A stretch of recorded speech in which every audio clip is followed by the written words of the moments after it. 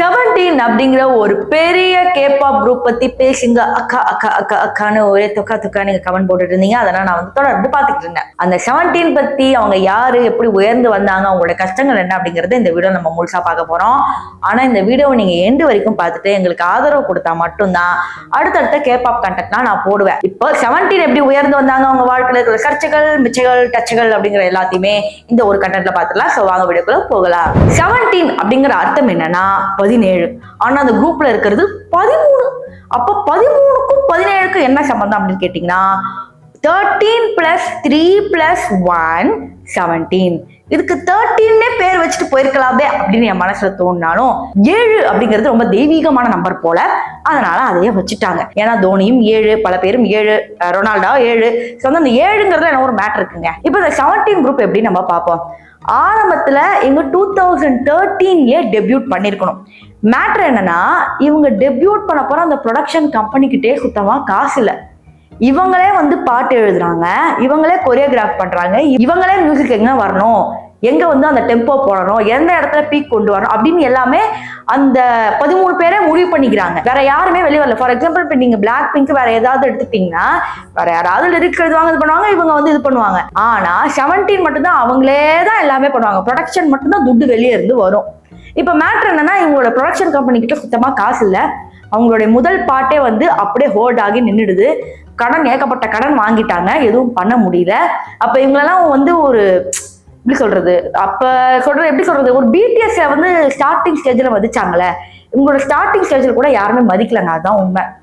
அதன் பிறகு ஒரு சின்ன ரூம்ல இப்படி ஒரு 4 ரூம்ல ஃபுல்லா கீழே தங்கியிருப்பாங்க. உடனே டான்ஸ்ன்னு சொன்னோடனே வெளியே வந்து ஆடுவாங்க. ஷூட் முடிச்சா எப்படிலாம் கேரவன் வரும், சாப்பாடு வரும். ஆனா இவங்களுக்கு அப்படிலாம் வராது. அந்த 13 பேரும் அந்த 4 செவரு ரூம்குள்ளே தங்குவாங்களா, தூங்குவாங்களா, கிடைச்ச சாப்பாடு சாப்பிட்டுட்டு ஷூட்டுக்கு போவாங்க. இப்படி பண்ணி பண்ணி பண்ணி அவங்களோட அந்த ப்ரொடக்ஷன் இருக்கு பாத்தீங்களா, அதுல இருக்கிற வைஸ் பிரசிடென்ட்டுக்கு சுத்தமா காசு இல்லாம போயிடுது. அந்த பிறகு எப்படியோ எதையோ ஒண்ணு பண்ணி காசை எடுத்து இன்னொரு வீட்டை வித்து தான் ஆல்பம் ரிலீஸ் பண்றாங்க. கடவுள் புண்ணியத்துல ஆல்பமும் சூப்பர் ஹிட் ஆகுது. கிட்டத்தட்ட 6 மில்லியன் காப்பீஸ் வித்திருக்கு. அப்ப எவ்வளவு பெரிய விஷயம். என்னது காப்பியா அப்படின்னு கேட்டீங்கன்னா ஆமாங்க.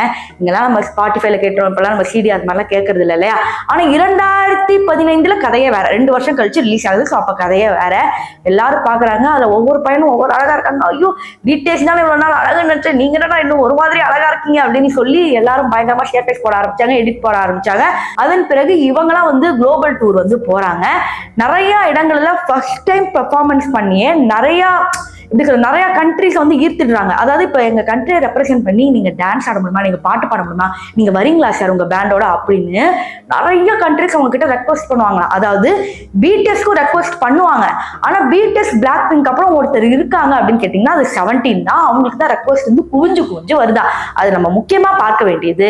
கிளாஸ்டான்பரி அப்படிங்கிறது யூகேல நடக்கிற பெரிய ஈவென்ட். இங்க வந்து பிளாக் பிங்க் பிடிஎஸ்ஸே வந்து பெர்ஃபார்ம் பண்ணதே கிடையாது. ஆனா ஃபர்ஸ்ட் டைம் அவங்க தேடி போனது யாருன்னு பாத்தீங்கன்னா 17. இவங்க 13 பேர் வந்து பெர்ஃபார்ம் பண்றாங்க.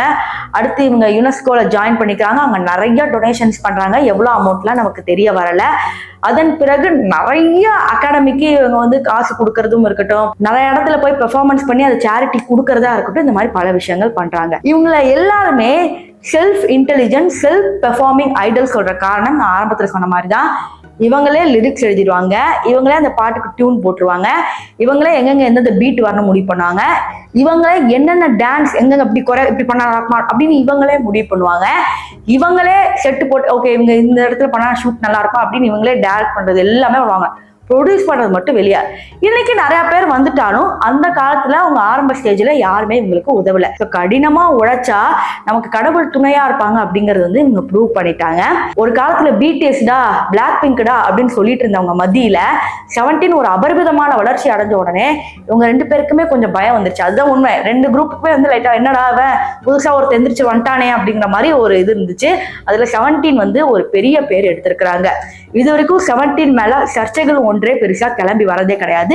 ஏன்னா இவங்க முயற்சி பண்ணி ஓனா பண்ணனால அவங்க மேல சர்ச்சைகள் வைக்க கூட மக்களுக்கு மனசே வரல. இதை பத்தி நீங்க என்ன நினைக்கிறீங்க அப்படிங்கறது கமெண்ட் செக்ஷன்ல சொல்லுங்க. நான் முதலே சொன்ன மாதிரி நீங்க ஹைப், லைக், கமெண்ட் பண்றதுலதான் அடுத்தடுத்த கேபாப் கண்டென்ட்டை நாங்களும் உணர்ச்சி பூர்வமா ரொம்ப என்ஜாய் பண்ணி இந்த மாதிரி நான் எடுத்துட்டு சொல்லுவேன்.